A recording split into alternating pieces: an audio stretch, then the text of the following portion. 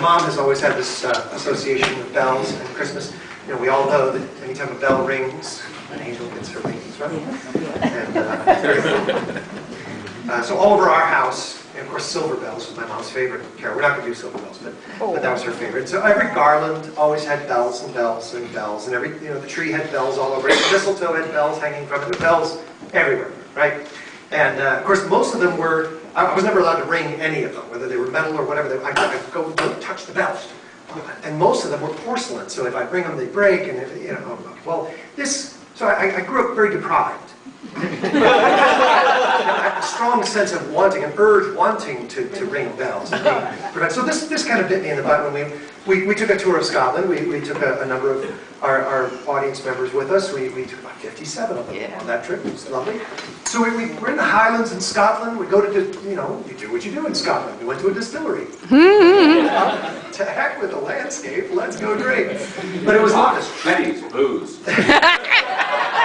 Lovely. And when we came down to, we got to the distillery, we split up into two groups, and the first group went on, began their tour. A few minutes later, the second group, we start going up the stairs, and there's this very large red bell right in front of my face. And so, hey, ka-tang, ka-tang, ka-tang, that's fun, ka-tang, ka-tang. I turn the corner, and there the tour guide is very cross with me, and he said, "You don't touch that bell, that's a fire bell." He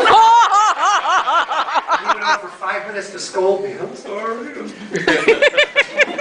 Meanwhile, I'm with the first group, and we're going along happily. We hear this bell ringing off in the distance, and we all looked at each other and hated it. So ring out wild bells to the wild sky.